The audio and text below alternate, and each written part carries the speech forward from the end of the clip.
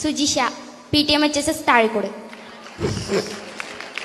Sir ഇവിടെ ഒരു അച്ഛനെ പറ്റി പറഞ്ഞല്ലോ, മാനന്തവാടിയിലേക്ക് ബസ്സിൽ പോയ അതുപോലെ നല്ലൊരു അനുഭവമായിരുന്നു. അപ്പോൾ സാറിന്റെ ജീവിതത്തിൽ ഏറ്റവും നന്നായി തോന്നിയ ഒരു അനുഭവം പങ്കുവയ്ക്കുമോ? എൻ്റെ ജീവിതത്തിലെ അനുഭവം വളരെ പേഴ്സണലായൊരു അനുഭവം പറയാം. ഒരുപക്ഷെ അതിനൊരു സാമൂഹിക പ്രസക്തി ഉണ്ട് എന്നുള്ളത് കൊണ്ട് പറയാം കേട്ടോ.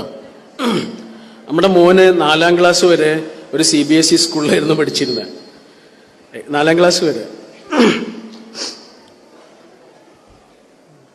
അപ്പോൾ ആ സ്കൂളിൽ അവൻ്റെ സമുദായത്തിലെ ആളുകളെ മാത്രമേ കാണുള്ളൂ. പിന്നെ അതിലൊരു അപകടം ഉണ്ട് എന്ന് നമുക്ക് മനസ്സിലായി. അതിൻ്റെ ഇടയിൽ ഒരു കവിതയും വായിച്ചു. സോമൻ കടലൂർ എന്ന് പറഞ്ഞൊരു കവിയുണ്ട്. അയാളുടെ ഒരു കവിത ഉണ്ട്. ഒരു സ്വാതന്ത്ര്യ ദിനത്തിലോ മറ്റോ അദ്ദേഹം പോസ്റ്റ് ചെയ്തൊരു കവിതയാ.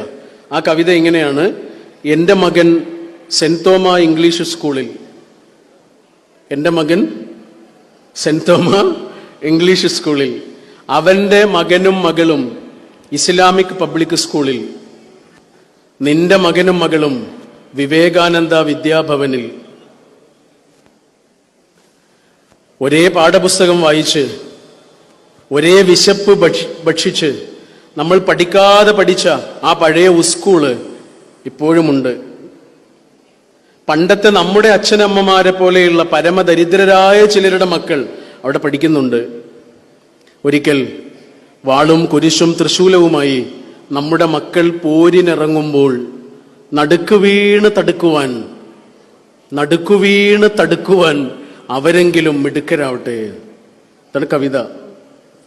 ഇത് വായിച്ച അന്നേ ഞങ്ങൾ തീരുമാനിച്ചൊരു കാര്യമാണ്, മോനെ ആ സ്കൂളിൽ നിന്ന് മാറ്റണം എന്ന്.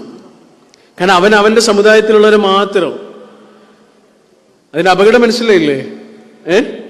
അവന്റെ സമുദായത്തിലുള്ള അവനെ പോലെയുള്ള മനുഷ്യന്മാരെ മാത്രം അവൻ കാണാം. അന്ന് നമ്മൾ തീരുമാനിച്ചു ഈ പരിപാടി വേണ്ട. അങ്ങനെ പൊതുവിദ്യാലയത്തിലേക്ക് ചേർത്തു. പൊതുവിദ്യാലയത്തിലാണ് അവൻ 5ാം ക്ലാസ്സിൽ മുതൽ അവൻ പൊതുവിദ്യാലയത്തിലാട്ടോ. അപ്പൊ എല്ലാ ദിവസവും ഇവന് ഓട്ടോറിക്ഷയിലാണ് സ്കൂളിലേക്ക് പോവുക. ചില ദിവസം ഓട്ടോറിക്ഷ മിസ്സാവും, കിട്ടാതെ പോവും. ആ സമയത്ത് നമ്മൾ നമ്മുടെ കാറിൽ അവനെ കൊണ്ടുപോകും സ്കൂളിലേക്ക്.